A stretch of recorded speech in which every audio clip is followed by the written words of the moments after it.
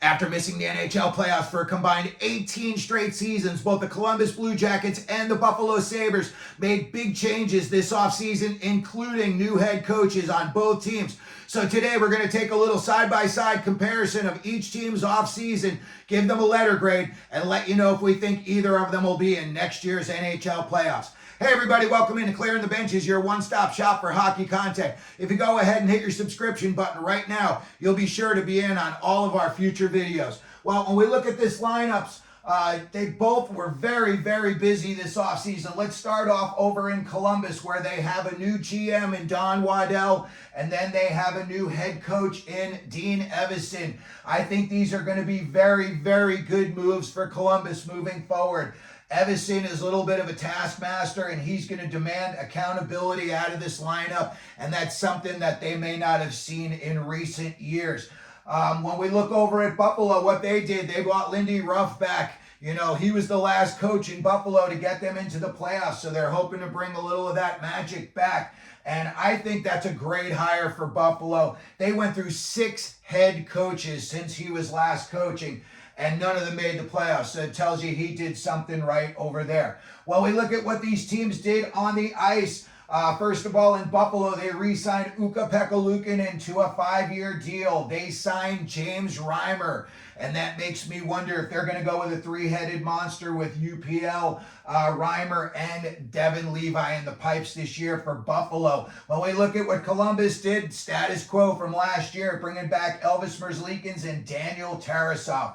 When we look at what the Sabres did on their back end, they re-signed Henri Jokiharju to a 1-year deal. It'll be his 6th year in Buffalo. They also signed a local tough guy who was recently with Calgary, and that's Dennis Gilbert.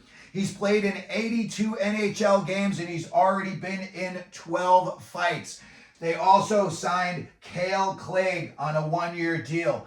Over in Columbus, they signed Jack Johnson to a 1-year deal. You know, he's been in the league an awful long time, and he still can bring it, and he brings value, especially a guy who was drafted so high, and you got a lot of young kids on this team that he could definitely be a mentor to. Adam Clendening is out. He signed in the KHL.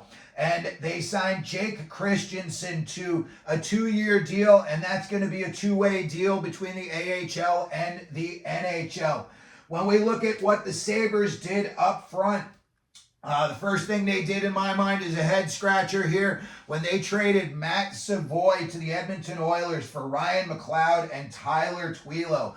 I just don't know about that deal, but, you know, they did it, and now it's done. But I think both of these guys are going to be 4th liners and grinders, where I think Matt Savoy in Edmonton, give him a year or 2, and he could be lighting it up. So that could be a mistake on Buffalo's part. They also traded for Beck Malenstein. Last year, he led the Washington Capitals in hits, so they're definitely going to be trying to get more physical in Buffalo. You know, guys like him and Dennis Gilbert. They also signed Jason Zucker to a 1-year deal. And they bought out Jeff Skinner, which is going to cost them $18 million over the next 2 years.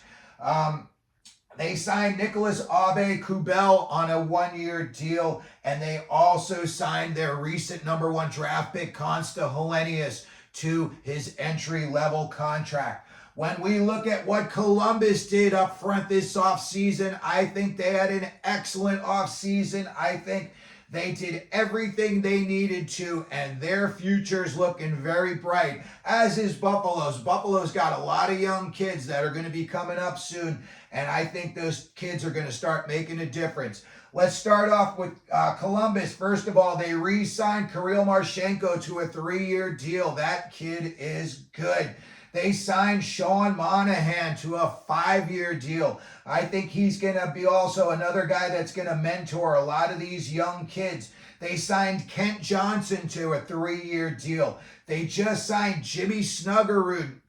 I believe he was the previous year's 1st rounder to his entry-level contract. They signed Gavin Brindley, who's been playing for the Michigan Wolverines, to his entry-level contract, which is a 3-year deal. They extended Igor Chinakhov for 2 more years. They did trade Alex Texier to St. Louis for a 4th-round draft pick.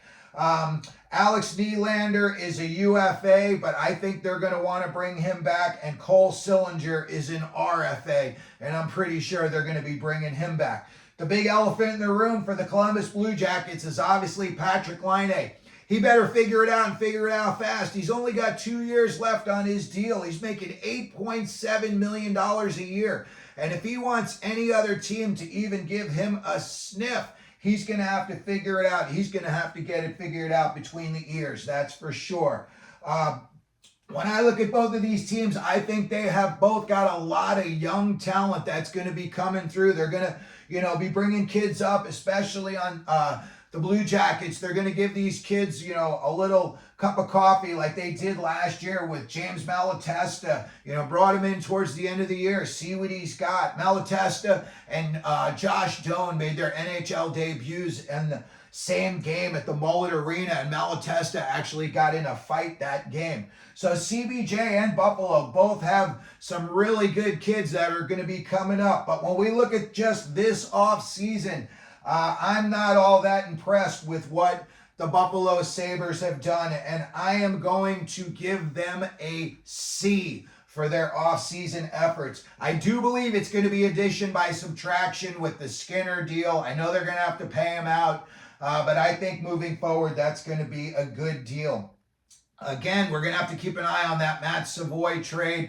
We're going to have to see what Ryan McLeod and Twilo bring to the Sabres. But I think not this year, but next year, you're going to see Savoy playing for the Edmonton Oilers. I think that when you look at the big picture, I think Buffalo, unfortunately, is going to miss the playoffs again.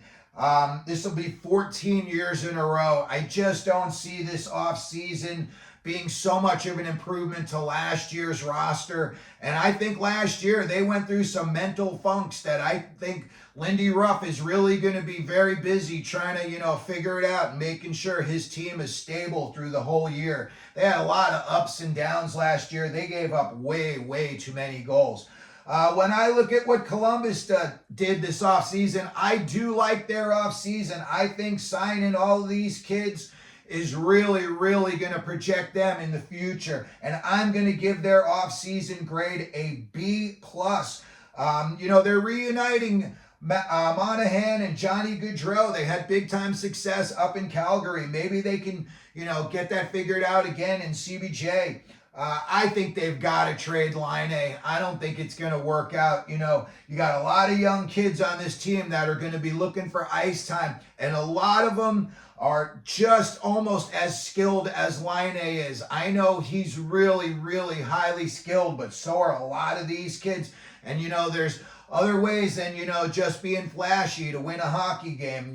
Some of these kids like Brindley, they are very gritty. So, again, I think they're going to have to get rid of Laine. And I think they may finish with as many as 80 points this season. But in the big picture, obviously, I don't think they're going to make the playoffs. So that's going to do it for today's video. We just wanted to do a little side-by-side comparison of the Buffalo Sabres and Columbus Blue Jackets off-season. Let me know what you think down in the comment section. If you could, please hit the like button. Don't forget to subscribe. And as we always do here at Clearing the Benches, let them know you're out there.